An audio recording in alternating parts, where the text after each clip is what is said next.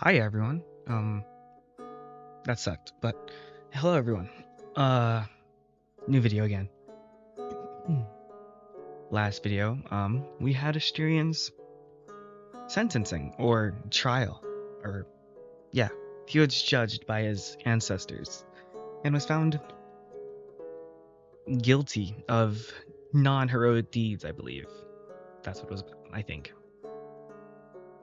it all went through one ear, went out the other ear. I just like to read you guys. Okay, but this video. Hello. We're back to the main. We're back to the main timeline. Or the present. So, um, yeah, I'll see y'all there. Androgeus kept on talking. He wove a plan most detailed, who they should approach, how his younger brother should perform, the official and the unsaid laws governing the dead. Asterion listened to his brother's honeyed voice, his thoroughness and clarity, a comfort.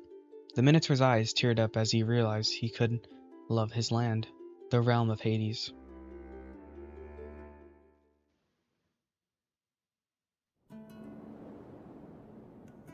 No time has not dulled the memory of family. It feels as alive as these stars are bright in the lonesome desert. All those amazing men spread over the centuries, Androgeos, Asterian's brother by blood, and Phronios, his bodyguard and sibling in all but name. Those he knew in life, but so many came afterwards. Geryon in Hades, the cousin with whom he shared a home. And centuries later, the string of masters who followed the Minotaur to build this hotel. Those great men of old, all of them aged like fine wine in Asterian's memory. Hadn't he worshipped the ground they walked on, and yet a few more were of her kind, fewer still called a hybrid of friend. Joseph the Merciful, first to release him from his tortures, did so for his religion and reasons. Never did he nurture the affection for Asterion. Jean Marais was a fine leader for the hotel, but under his rule in the Minotaur was well and truly a servant, taught to obey and execute his orders without deviation or creativity. Few masters were ever as gentle and friendly, but they allowed the Minotaur to carry on the mission he chose. And for that, he cherished them. So many lords over the centuries, terrible and great, skillful and incompetent. Yet none were like Lucian. The prince strums the lyre close to his chest. The rumble brings a shiver to his spine and makes his fur stand on end. With rough calloused fingers, he grazes each string and hums the sweet, bitter lyrics to that old song. The knot swells in his throat.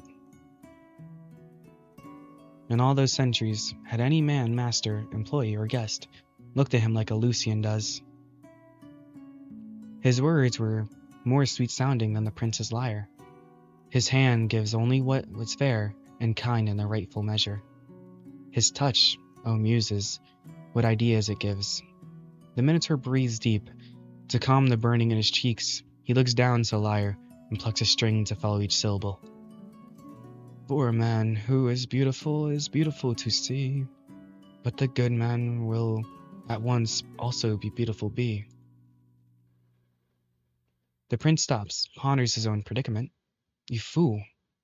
Here, you are like a boy. He does not finish the thought.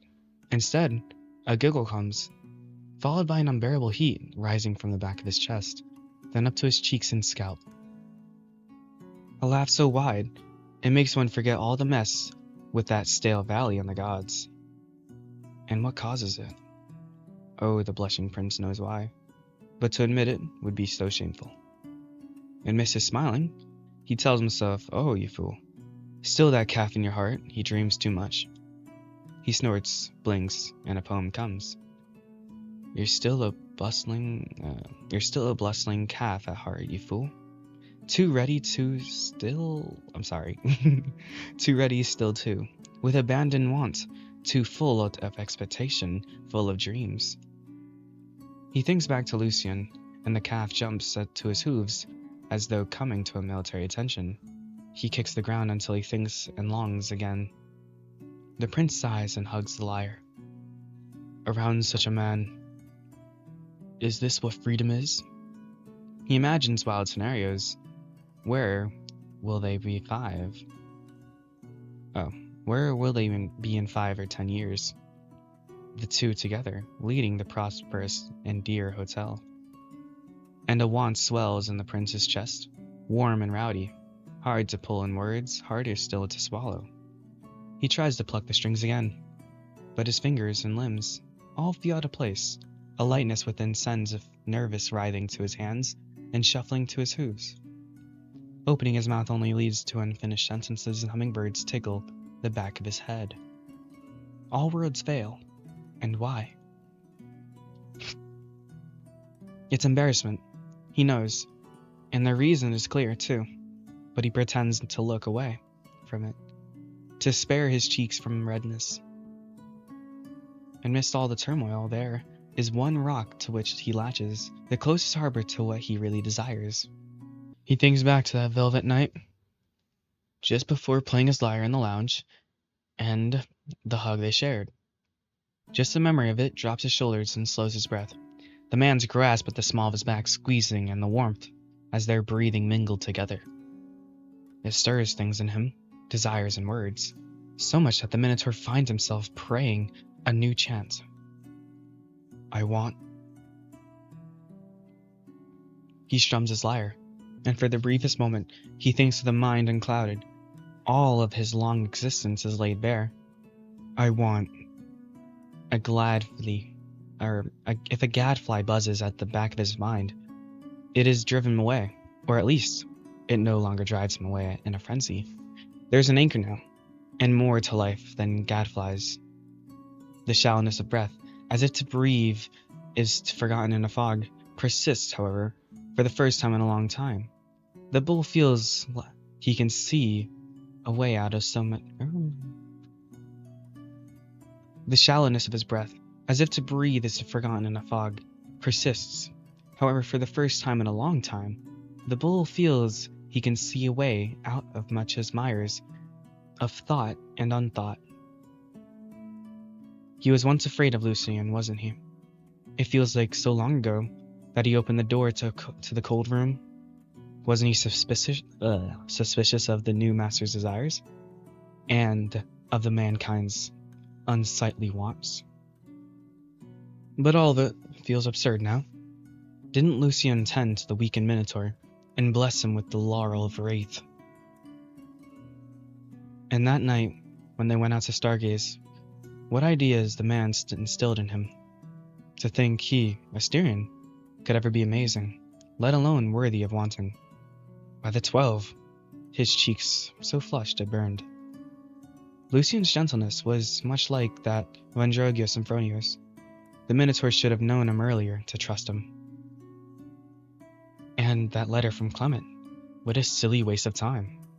Why had he ever been afraid with Lucien by his side? All these diversions buzzing at the back of his mind. The Minotaur swatted them all away. All that was left was the horizons ahead. The beautiful blue covering the stars beyond.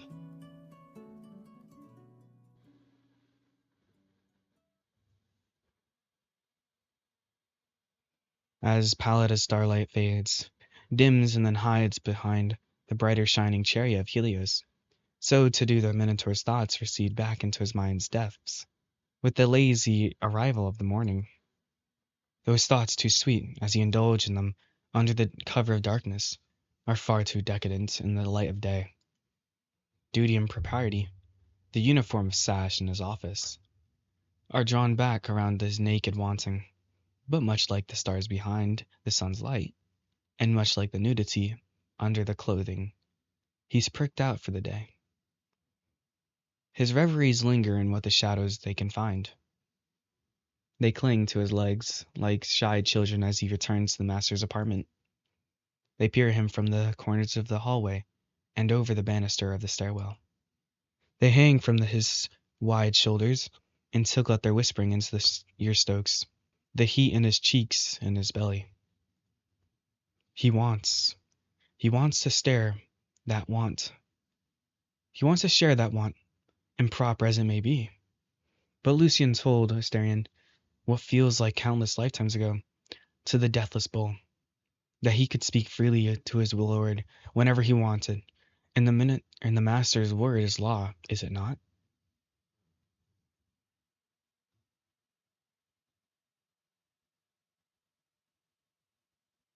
Okay, I've been doing this wrong the whole time. Humming a quiet tune, the sound made light and is sweet by the curve of the smile. The Minotaur goes to greet the beautiful man who holds Astarian's mind in the palm of his hand.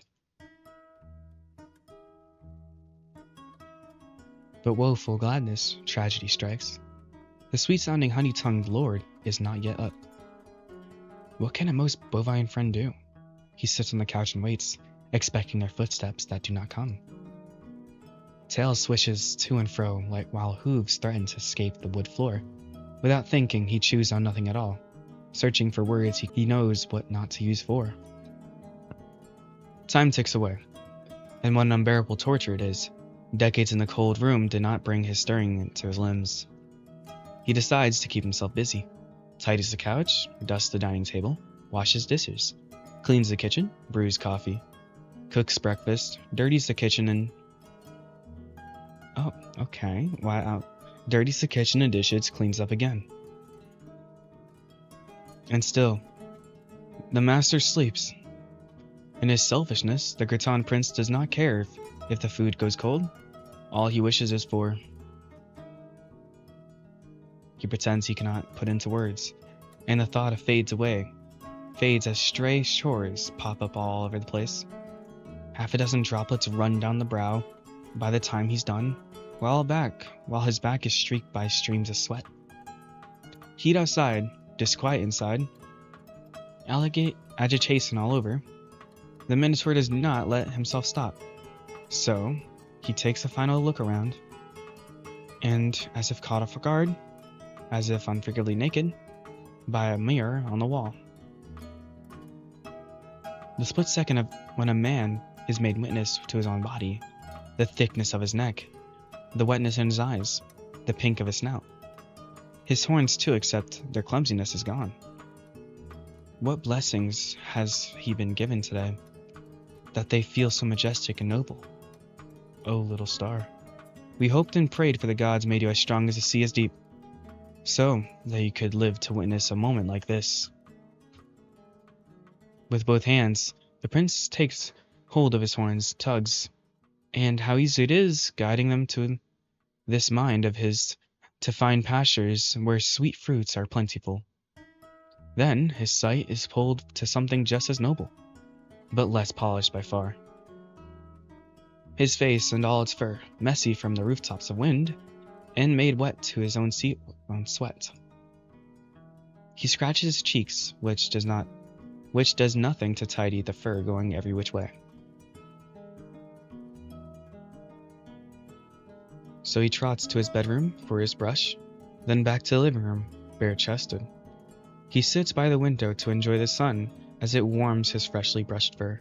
The Minotaur delivers himself to his pleasure, with eyes sweetly closed, his dreams of the field and crocus from his childhood. It's as if he was transported back. The soft scent of saffron, the sound of sandals walking over the stony roads, the voice of a friend most noble upbringing.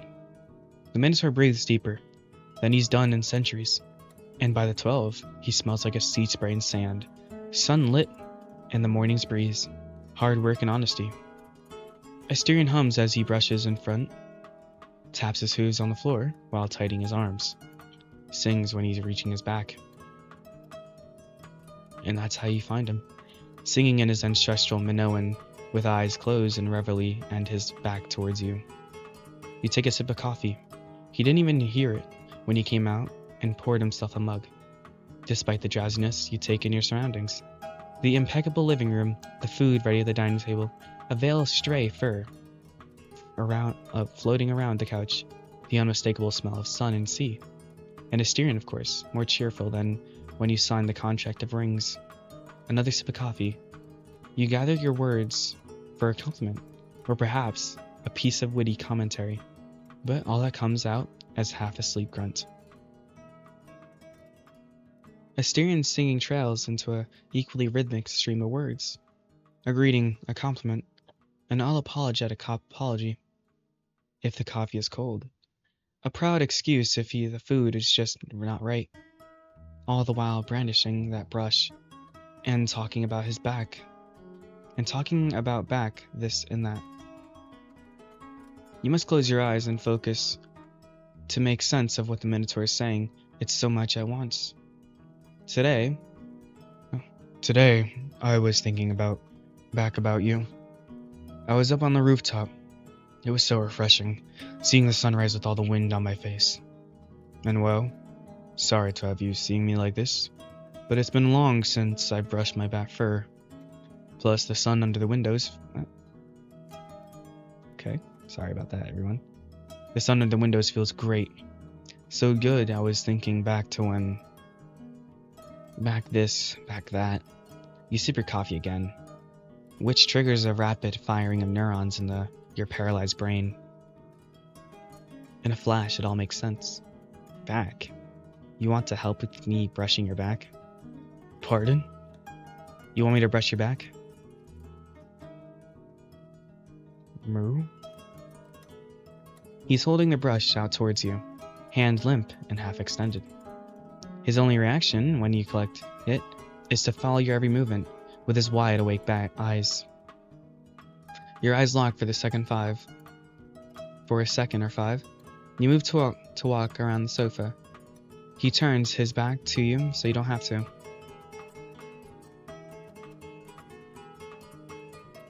Brushing his fur over the couch, however, is awkward. So you walk around and sit beside him, and he awkwardly twists his back to make it accessible for you. But it still isn't right. Asterion raises his legs and puts them on the sofa. Kicking a few pillows in the process, he adjusts to give you complete access. You lay your hand on his shoulder. His fur is short but shedding, and beneath it, it's a fine layer of fat padding on him. Deeper still, there's firm, hard-working muscle. You stroke down to his spine to feel at his fur, smooth, and it shines when sunlight strikes just right. It smells of salt water and seaweed. The Minotaur's tail swishes between your legs. You readjust to give him space, but then you scoot an inch closer so you can brush. Meanwhile, Asterion strains his back. When he hunches over, straightens and arches it, again, and settles on a hunching at last. He looks back at you, eyes wanting something, and you start.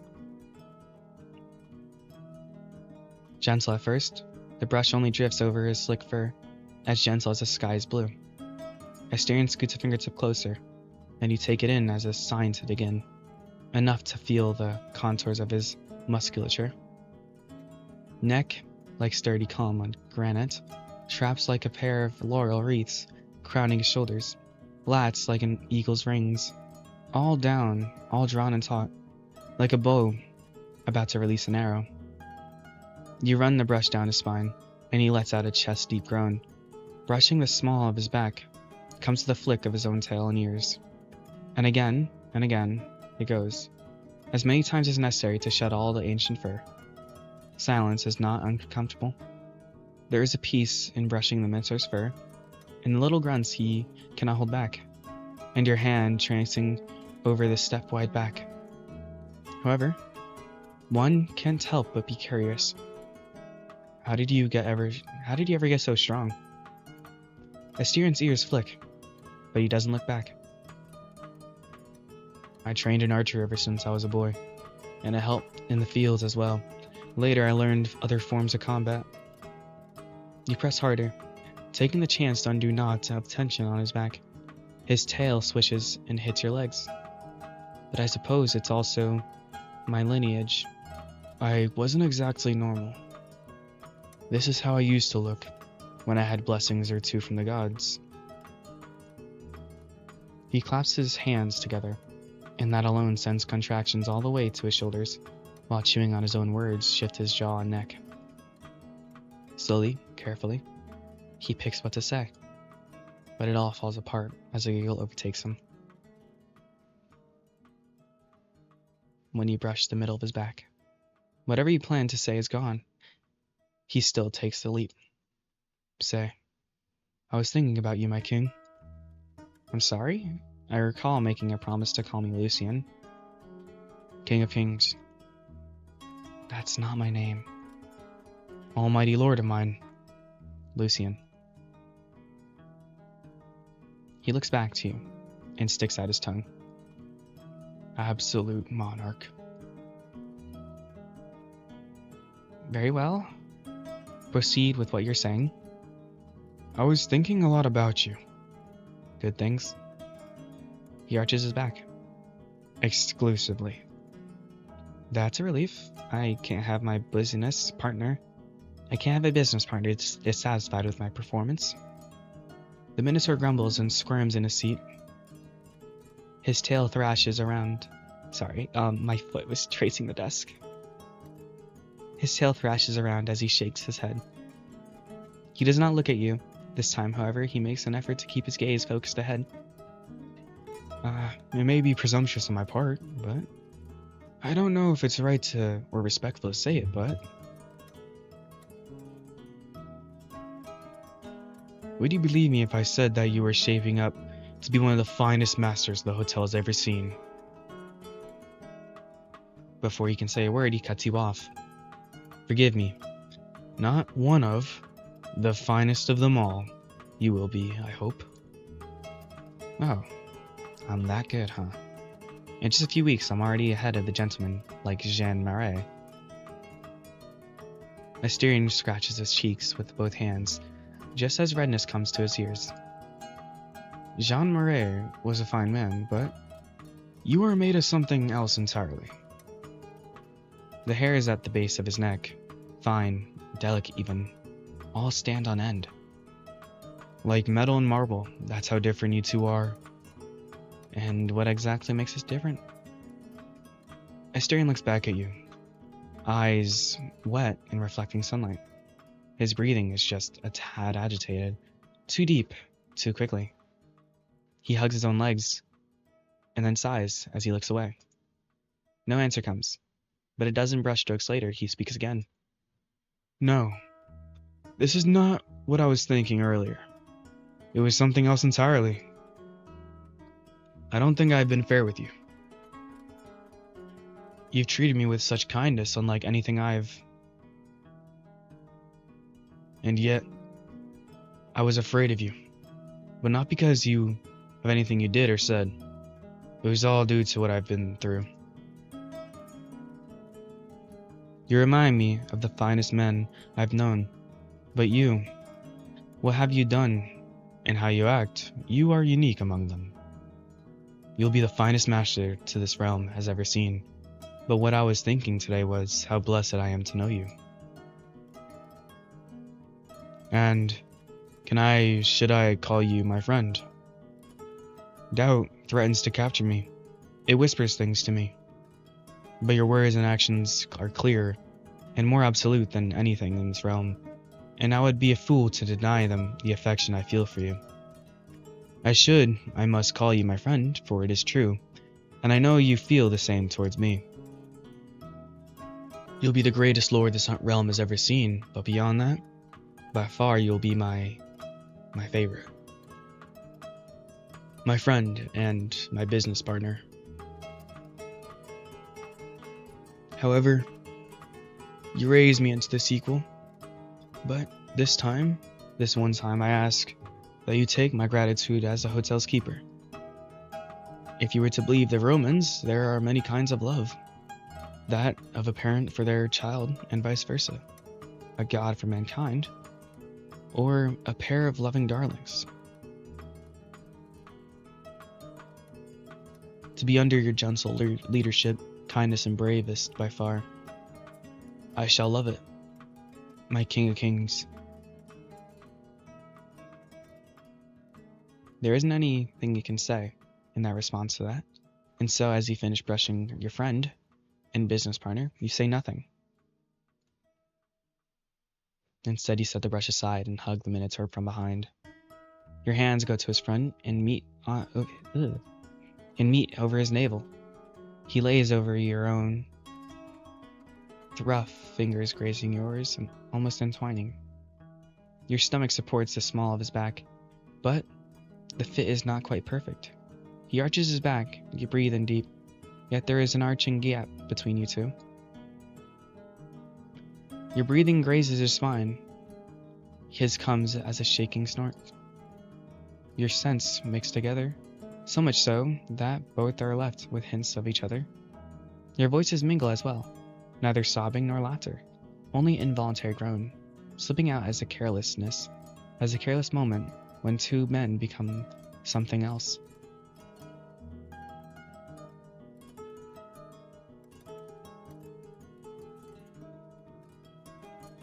Who would have thought that brushing a friend would be such a good way to start the Sunday morning? No doubt, it would be a fine carefree day. No obligations, or lingering tasks. No guests checking in or out. No challenges from the snake down in the valley. Perhaps you'd even enjoy the ever so rare treat that is the post-lunch nap. And yet, nearly during the afternoon, while you watched the news from the outside world, you found a Styrian looking at you and tad odd. And yet, during the afternoon, while you watched the news from the outside world, you find a Styrian looking at you a tad odd.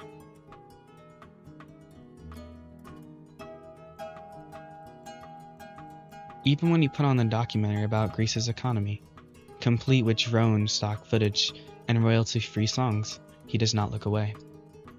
There's something wrong. Not at all. I'm feeling well, except for a little thing that's been nagging me. And he lets it hang there. And? Excuse me? What's wrong? Do you want me to brush you again? Not yet, no. I was just thinking, it could be fun if we went out and did something. That could be nice, yeah. Anything in mind? I was thinking about the reception. What about it? What's fun in there? Not much, but there's something fun we could do. How about, have you ever thought of improving and renovating it? There's some work that we could do, sure. The power outlets are troublesome there, and the desk doesn't have space for a proper computer. How about we take a look at this Monday? Sound good to you? But wouldn't renovating be fun? We could do it today, Lucian. I don't know. That sounds like a lot of work during my day off. No. If we were together, it'll be so much fun. You just need to give me a few pointers, and I can do a heavy lifting. What a troublesome request. You allow yourself to sink into the sofa and protest against the violation of your workers' rights. Please? I don't know. I'm feeling very cozy right now. Plus, I haven't even changed out my pajamas. Today seems like a perfect day to stay in.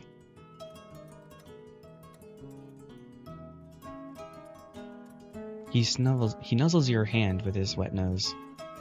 Now that's a low blow, mister. We're doing nothing right now.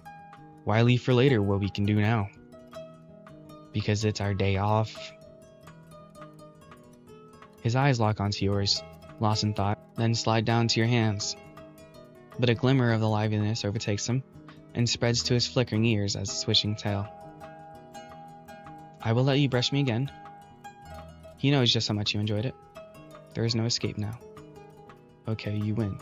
But I'm not going to change from my pajamas, and don't expect me to do much. The giggling bull leaps up from the sofa and trots to the door. You take your sweet time, getting up, looking for your flip-flops. You put on the first wrong foot, and then realize the second is from the different pair. Meanwhile, Styrian paces around like a caged bull he is. At least for the first minute or so, after which he follows you at a distance around the apartment. Ready? You give him a devilish smile. But I haven't found my favorite flip-flop yet. And? I'd have to go barefoot or wear mismatched ones, and that's not a good look for a master of the hotel. Don't you want me to be dignified? Moo. He grabs your hands and pulls you out of the apartment, not giving you a single thought to the fact that you're wearing a single flip-flop. This is what happens when you give the bull too much freedom. He grows bold enough to boss the master around. Once in reception, you sit down at their sidelines to tune out while Styrian works his very literal magic. But that won't do. He expects you to be a participant here. What if we change the doorway into an arch? I also have a different idea for the walls. What do you suggest for the floor? How about a marble floor? That should keep the whole place cool, even at noon. I know just one we can use. And let's have a different desk for the reception. It would still be this tall, but make sure you add a space for a computer here. How about a flower pot here? I know we can't create plants in the hotel, but we could use fake ones, right? There are some hospital flowers by Lord Hades' statue.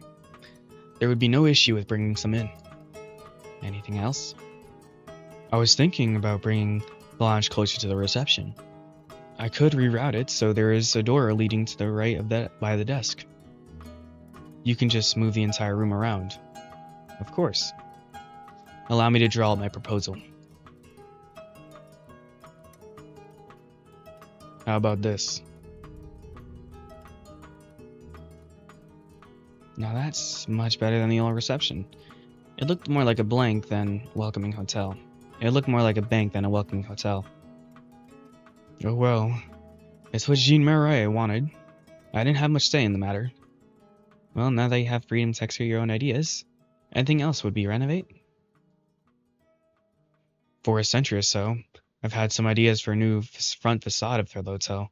Considering there were reopening officially soon, we could try to do something sometime this week. For now, are there any modifications we should make to the reception? Interior design was never your thing. You're more interested in the desk than a sphere made, and whether it has the appropriate height to operate the computer comfortably. Not really. That should be it. It's already got that certain je ne sais quoi, don't you think? Let me look it over once more. Give me just a moment.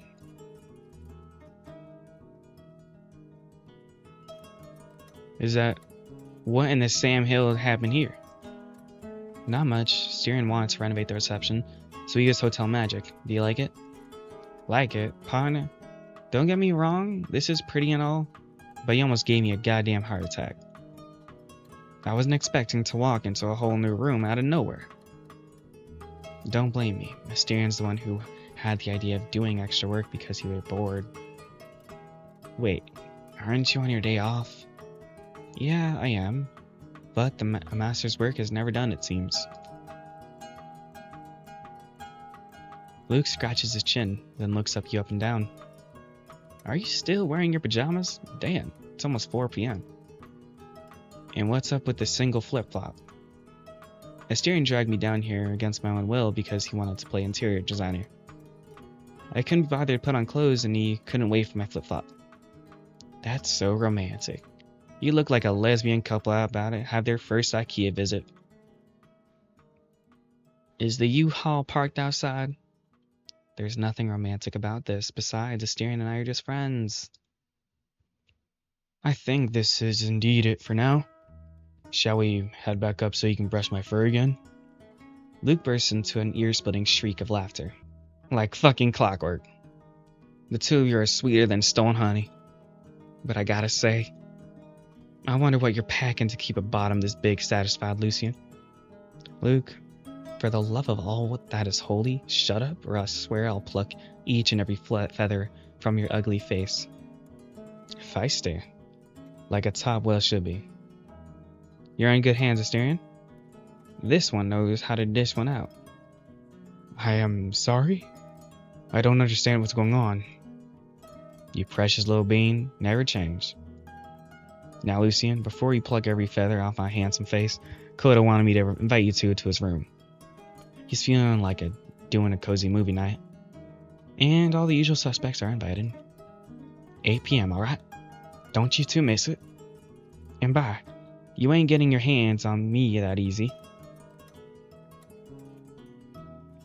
So, Rushing now? Movie later? The remainder of your afternoon supervising Asterian's redecorating spree is spent in the relative calm, bearing a single interruption. Why should we bother? What is there to change? A quick jaunt back to your quarters to put on something more appropriate. Oh, that's us. Yeah. Luke may meanwhile report you bristle the suspect of giving him any more ammunition with which to tease you about the nature of your relationship with Asterian or otherwise. Likewise, you'd definitely be testing the waters by showing up to get together Coda in nothing but your pajamas. I mean, doesn't Coda just walk around in underwear? Even if he's softened his standards recently, the possibility remains that he'll take your exception to your choice of dress and harbor a quiet resentment towards you for violating some arcane standard or etiquette. Begrudgingly, you shuffle back towards your quarters to change before you head into the direction of Coda's room. Though you balk at the idea of getting fully dressed on your day off, it's hard to deny that it'll probably cause everyone involved a less fuss in the long run. Throwing your most comfortable pair of jeans takes hardly any time at all. And in short, we're wearing jeans. Oh damn. Okay, we should have just not changed. I'm sorry y'all for interrupting, but jeans? I hate jeans. Throwing on your most comfortable pair of jeans takes hardly any time at all. And in the short order that you collected Asterian and made your way to Dragon's Door, we're watching a cheesy movie? Lucian, Asterian, you're right on time. Please come in and make yourselves comfortable. We'll begin shortly after everyone has taken their seats. As the dragon ushers you in, with a foppish bow, you see that his setup is relatively straightforward. At the foot of his bed, Coda has placed four simple wooden chairs, a short distance apart, facing the television on the opposite wall. Damn, how the fuck does he have this? I'm just does Asterian change every room, or does a room get changed for the person's liking?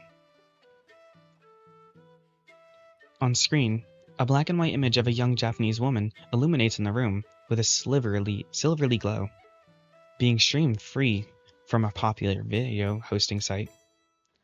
Cupping his hands around his mouth and a makeshift megaphone, the blue dragon bellows.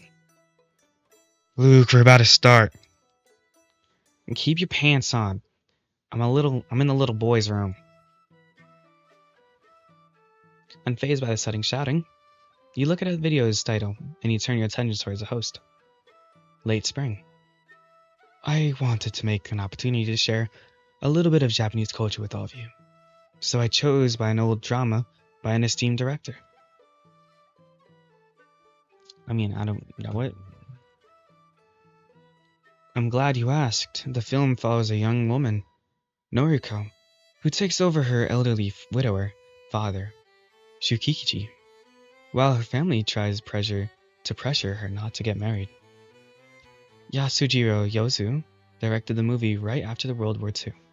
It deals with shifting culture and the country at the time, and how it impacted people's lives. Late Spring is a beautiful movie. I am very happy to share with you all. Granted, it may be a little too intellectual for our exceptionally American friend, but I hope the rest of us will be able to enjoy it nonetheless. This won't be a very relaxing evening. I have to worry about the two of you trading barbs the whole time. I thought you guys have gotten over insulting one another at every turn. That was my intention, Lucian. You know what they say about old habits dying hard. As a matter of fact, I'd go as far to say that he's rather well behaved. Barring, of course, an ill-conceived attempt to rifle through my undergarments earlier. I only meant to say that I don't believe this film will be to his taste. Upon my honor, I swear to you that I have no intention of doing him any harm at this time. In this time it takes for Coda to catch up you and Luke's latest escapade in Fundoshi filching. Okay. The griffin has materialized from deeper in the apartment. After a perfect perfunctory greeting, he plops onto the nearest available seat without a moment's thought. Sorry for the wait. Let's light this candle. Asterion sits next to the chair, lets out a creak of protest beneath that bovine bulk, and he catches sight of the bull's thighs, tensing in anticipation for the collapse that never comes. Even so, it still takes a good few minutes for the Minotaur to relax, in which time you've seated yourself to his immediate right. You contemplate reaching out to take his hand, only for a sudden combination of motion and sound to crash that train of thought. The movie has started. After a quick trip to the light switch, on the dragon's part, the room is plunged into a near total darkness, leaving a little avenue but to focus on the film.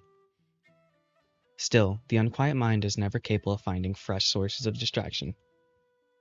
You begin to act on your own earlier urge, careful to keep your arm's motion obscured by behind the Minotaur's silhouette as the gap closes, only to stop short upon realization you're being watched. As your hands nears his body, Asterion's shoulders raise, and his neck and back muscles grow taut.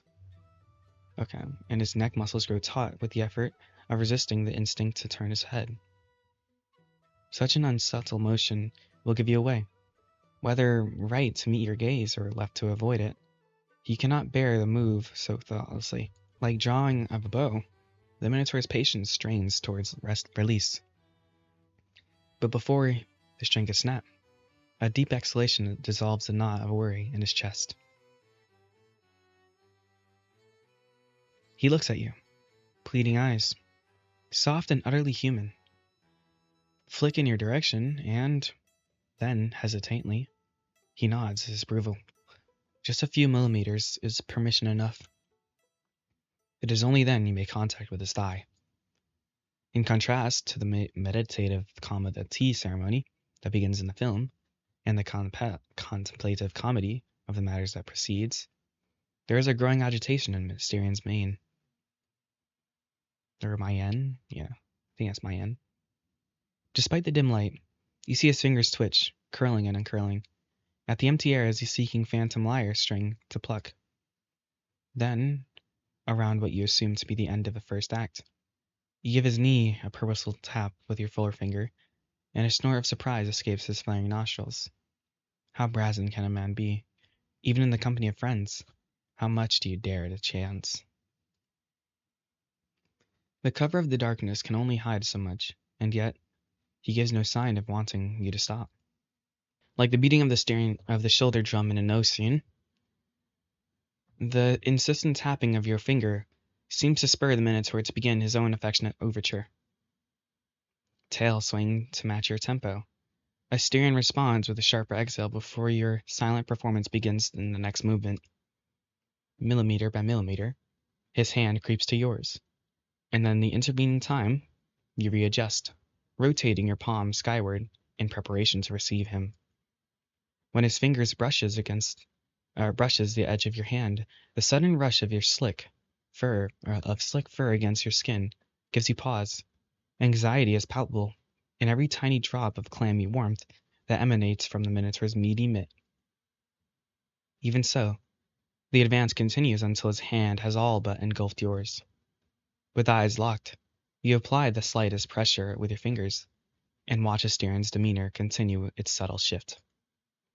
Fingers splay and lips part, only for the latter to be bitten back by the Minotaur's front teeth.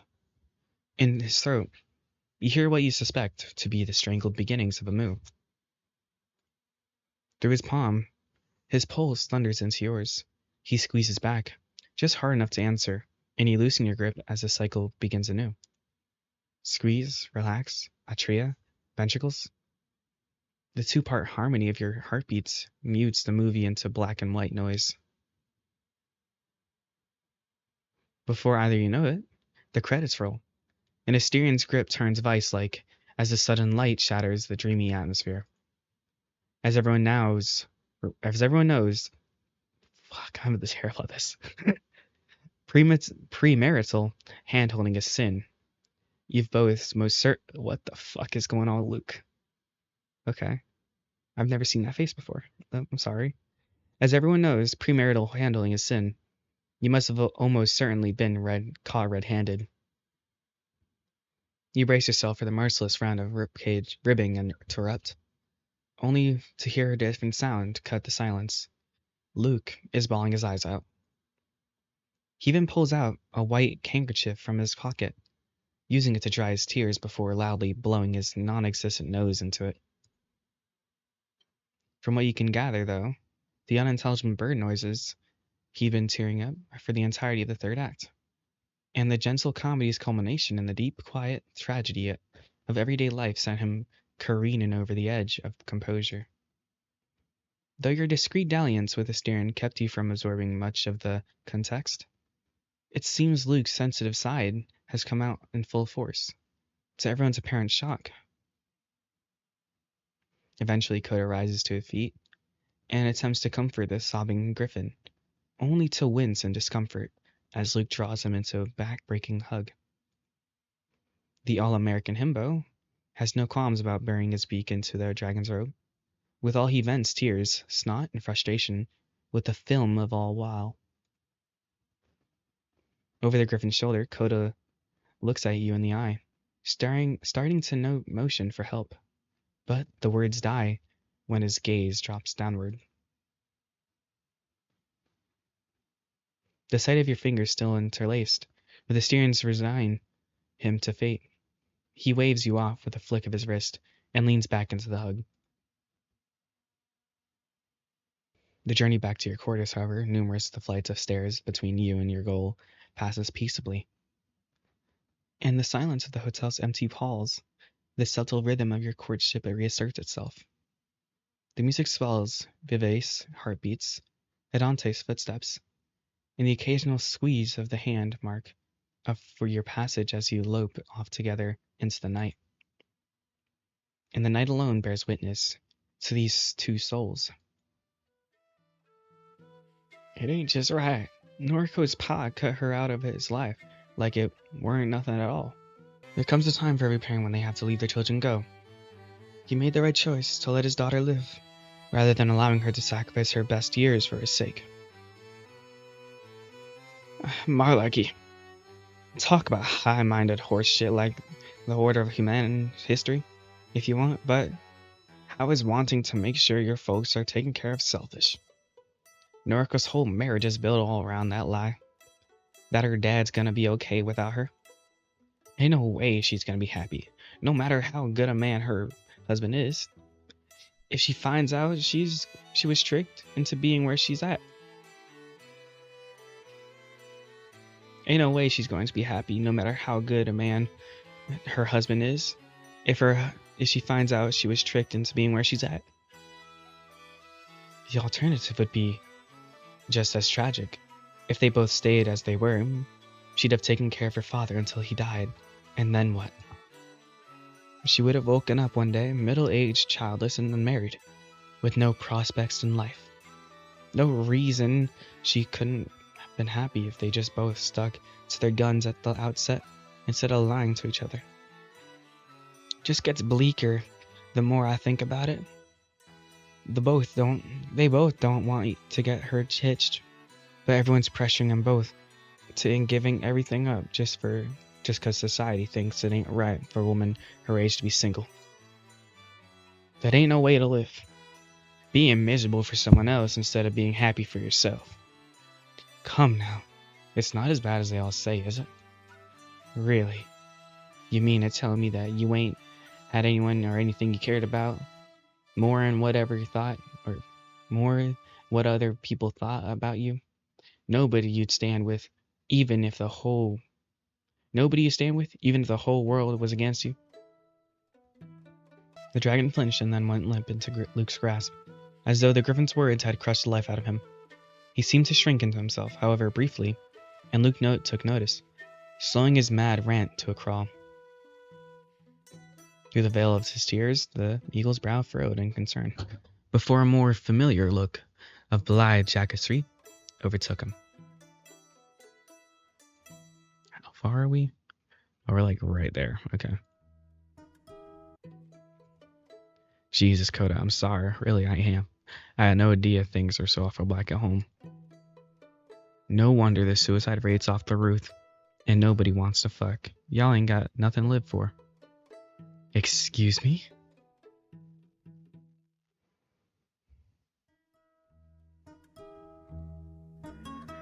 Okay, how far are we?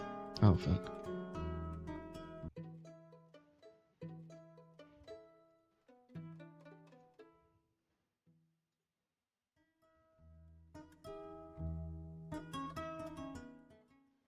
Oh, we're like basically there. Okay.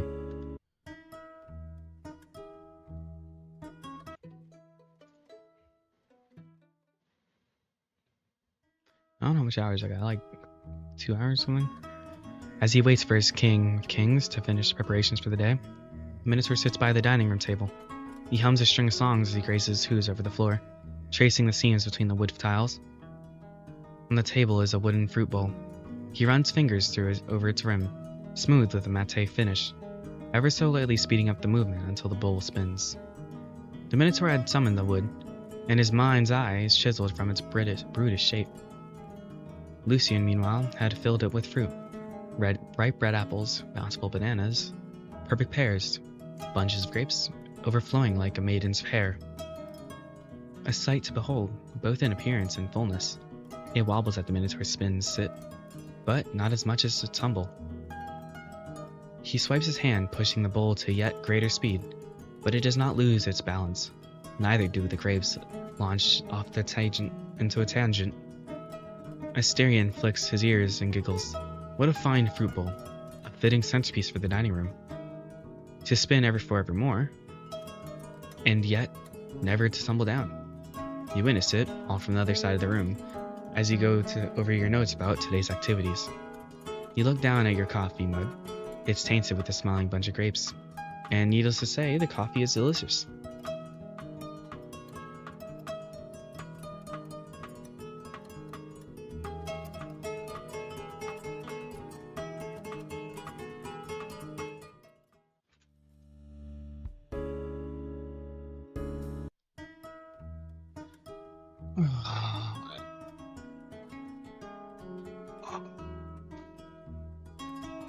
Asterion, without a care in the world, goes from humming to whispering verses. Lord of hosts, the old cloud gatherer, makes our jolly home, makes decisions just. Your simple acts are prayers to Zeus, my lord, each action weighed and balanced, rightly so. Someone's happy today. Is that one of your old poems? Asterion flicks his ear, with all that chirpness and the hummingbird flapping its wings. A poem, yes, but not too old. It came to me just now. Today the muses are generous. Their blessings swell my chest. I already found threads of half-dozen poems more. It'll take some time after work to write them down. Lovely. If you want someone to read them over, when do you... Then I'd be willing to ready to help. Always so kind. I appreciate it, my good lord. Hey, you're meant to call me by name now? Asterion plucks a few grapes from the fruit bowl and giggles. It must. I should. Should I? Or must I then? And what if none compel me to call you much such? Blech. And what if none compel me to call you such, except myself, perhaps the nine as well? To call a spade, O master good. One, I am free to disregard. Another is a command I cannot ignore. What will it be? We made a promise, you cheeky rascal. Isn't your word binding and absolute? Asterion's smile cracks wider. He scratches his cheek while munching on a mouthful of words. There's much to say and more to do for us. From day to day and spirit and times appear to which halt. The opportunity for much to say. However, now, the muses call your name. Another poem for you, my gracious friend. You really are on a roll today.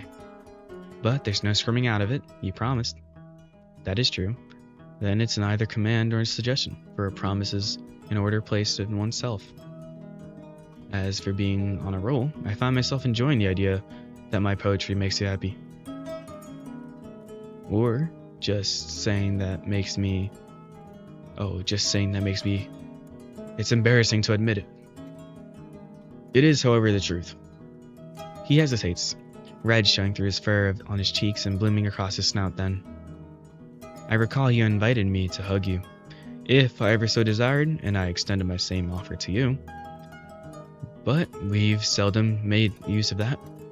Would it bring you comfort if I go forward? If I took you upon your invitation? Of course. All the fuzz makes hugging you very relaxing. Oh, likewise.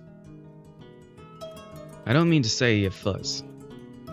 Hugging you, it calmed me down to a great deal before the concert. Wow, that was a while ago. See, why is this one so much louder than the other one? Like, I think that's okay, right? I don't know. Okay, we're gonna keep it there. You didn't seem very tense back then. I'm glad it helped. But if I'm being honest, it was quite the enjoyable for me as well. In that case, would it be acceptable if You open your arms for the step-a-wide Minotaur. Assyrian's embrace is soft, like the waves, as if they lap one's feet on the beach. His breathing follows the sea's rhythm, made all the way more evident by how much he smells like the salt water. Playfully wrestle him, lay your hands on his lower back, latch onto him, lay your hands on his chest. I have no clue. What does he want?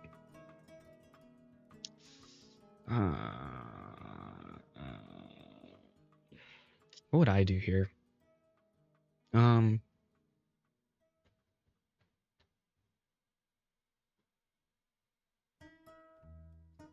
Yeah. He nuzzles his nose to your shoulder, which then you take chance to grab his hands and shift into a wrestling stance. He gazes down at you, pondering your intentions until you push him. Not much, just enough to clue him in. He giggles, readjusts himself, pushes back. His grip is gentle, however, and he barely exerts enough force to keep you from advancing. He backpedals once, twice, then his arms go further back as they give you into your strength. Come on, I was expecting more from you. He leans his head in close to your ear, so you can feel the warmth of his breath and hear as his smiling mouth opens to let out a single whispered word. Moo. Assyrian's back hilts the wall, and you pin his arms against it. He puts up no resistance, in fact. He splays out his chest for you. Won't fight back? He shakes his head. His precious ears flop about with each movement, while his smile stays there unshaken. Why? I don't have to. I know you won't do a thing to me. In fact, the Minotaur repositions himself, first to accommodate his arching back against the wall, then to lay his chin atop your head and hums. Closed as you are, you notice another layer of salt and water smell. A bit dusty, perhaps, due to his fur, but mainly a not unpleasant male bitterness. Your arms grow tired of supporting his. He notices and pushes back a bit, forcing his arms around you once more into a constricting hug. He lifts you off the ground and squeezes the air out of your lungs, while giggling, and the swinging of his tail is light. Left and right. Okay, hold up. All while giggling and swinging his tail left and right. There, I win. And thank you. What a good way to start the day. I'm glad you're feeling well. I thought for a moment Clement's letter would sour your mood for a while longer. It has been weighing on my mind as of late, but our conversation last night made me feel better, even if I know not to quite what you think yet. I'm trying not to let it overtake me, Lucian. Your kindness is welcome, but I'd prefer not to be overbearing with my emotions. But that is not the topic I wanted to discuss today. Is there anything else I can do to bring you comfort, Lucian? I'm not sure. The brushing from yesterday already got me a good mood. In that case, there is another thing I was meaning to bring up with you. I'm not afraid it will sound odd. I'm afraid it will sound a bit odd, but I hope not too much, so don't be shy. I'm sure it's fine. Only that There are a few things I used to wear, and I'm not sure how they may be received nowadays. For a while, I had my horns are engraved. Do you think that would be appropriate? I don't see any reason why it would not be. And how about a nose ring? Well, that'd be on the punk side of things, I'll admit. The minister's expression is blank, but open at the word. He raised his eyebrows. Oh, right. That's a subculture that started up in the late 20th century. It's all about anarchy and lashing out against authority. And the piercings are a big part of fashion. Although, given that you're a Minotaur, I wouldn't be surprised if people associate with you wearing a nose ring more like, well, cattle. I suppose that is to be expected. I've heard comments along those lines before. I wasn't too bothered by it. It would be different had I had been forced to wear a nose ring by the masters, but I started back in Crete. It was a gift from my father. He gave me a golden bracelet when I was a boy. When I grew out of it, I had my nose pierced and, after some tinkering, used it as a nose ring. During my stay in Hades, I kept wearing one, and did so over my years here, whenever the masters allowed me to. Are you asking if I'll allow you to? No, not quite. I know you'll let me. What I want is to know if you think I would look presentable in it. I can take a look, sure. But, will you have a pierce with your septum? Not at all, in fact. There will be we'll have to make a new ring. I kept my old one safely stored in my room. Okay. Let's see how you look. And I'll tell you what I think. Thank you. What do these look like? Yeah, that looks so much better than... I guess they're both really good. Me, though, I like them engraved. Neckwear? I think I should have got the other thing, honestly. I forgot what it was. Alright, that looks good. Can we change the shirt, though? No. I may just, take this off, but I'm pretty sure it's, part of a set now. It would be weird to, not have it on, but, it is around. In this story, it's, around. I wish the modern shirt was, something else, a jacket, maybe, but it's pretty hot, I heard. We have, 2. Okay. We have both. See, why don't we get both for this one? Okay. Yeah, white is way better. Okay. Yeah, this would be so much better. This is what we're keeping. There. A nose ring. Does look pretty good on you, actually. Thank you. I didn't want to boast too much, but I've always liked how it looks on me. How does it feel? The Minotaur puts a hand over his nose and gingerly raises the ring. He runs his thumb over the inside, then lets it fall down. It feels odd. After so long without it, it feels comforting too. I used to toy with it whenever I got anxious, and I've grown to enjoy how it tickles me. Why would we examine it? Well, you look great with it. Everyone will be jealous of how you know. Okay. Everyone will be jealous of you now. Somehow I doubt that will be the case. Oh, you're wrong with that one, buddy. Owner of Minotaur Hotel and handsome? What's not to envy? I suppose you're right. If one adds to the fine company I stir around myself with. Now, shall we go? And with that, the two of you set off for a new day.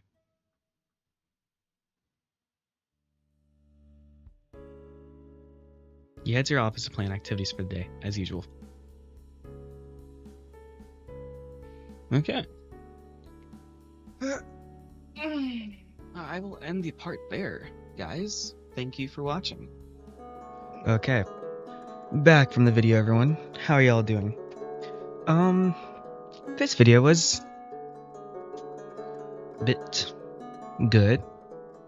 We had alone time with the steering, and we're starting a movie with Coda and Luke. And how was that? In the comments, if y'all know what the movie was, or what it was referencing, or if it wasn't referencing anything at all, let me know in the comments. But This is a goodbye. Like, an ending of the video kind of goodbye. Nah, that's not even doing any more subscribers. Okay. I hope y'all are doing very well today, or tonight, yesterday, morning, day, night, you know? Yeah. Hope this video was to your liking. And as usual, if there's anything I should change or edit as time goes on to make it more watchable, let me know in the comments as well. I would like that. Okay, so as usual, this visual novel developers have a Patreon? Yeah. Okay, yeah. Okay. This game does have a Patreon and support. If you want to support the game or play it yourself, you can download on itch.io and you can support on their Patreon or Twitch that I have linked down below. I cannot link itch in the description down below, but it's just the website, just itch.io, and goes to the search bar and download it to whatever device that is you're using. I don't know if you can play mobile or Android or stuff yet, but maybe you can. I have not checked. I think that's about it for everyone. I will see you guys next video. Bye bye. I love you all. See you guys later.